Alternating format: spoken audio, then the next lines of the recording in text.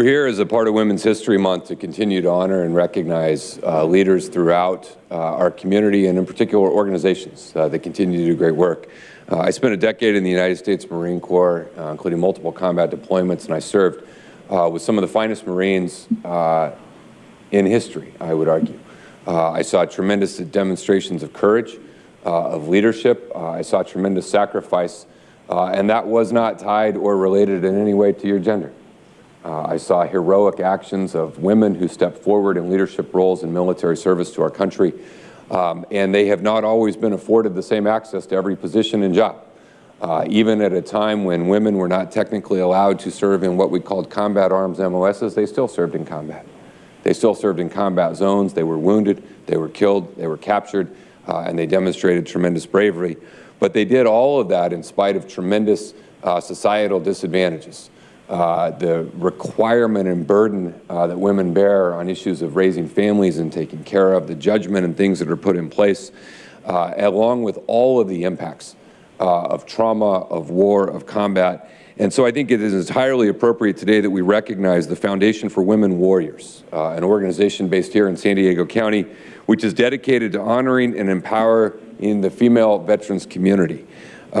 They have been in existence for a considerable amount of time. In 1920, the McElroy family donated a piece of land in Hollywood to help house mothers and widows of American soldiers lost in the Spanish-American War and World War I, and what started out as 5 bungalows to house widows, war nurses, and mothers of fallen service members, now 100 years later, and a few name changes, is based here in San Diego County.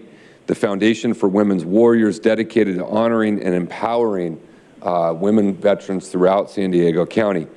Their mission states, we understand that a major barrier to maintaining housing, receiving mental health, or advancing one's career are the unmet basic needs such as financial stability, adequate child care, stable employment, and a support system. And they step in to provide that support system. They provide emergency stipends to help cover rent, utilities, and other necessities. They offset child care costs to assist veterans who want to pursue an education or just be able to keep their jobs. We were talking before the meeting today around the cost of child care when you're on active duty versus when you leave, when you're on base versus you walk off base, and the burdens and challenges that that entails. They offer professional development, access to scholarships, internships, and mentorship opportunities. And finally, they help ensure that they connect veterans to mental health, housing, and employment opportunities. Since 2017, the Foundation for Women Warriors has served over 6,000 women and children, provided 2,600 child care days and almost 24,000 housing days. And I'm honored to be joined by 2 fellow Marines, Jody Grenier, the CEO of the Foundation for Women Warriors, and Keisha Javis-Jones, their Community Partnership Director, along with other key and vital members of their team and staff. We want to thank you for what you do. We want to recognize the work. We want to be here to continue to support it.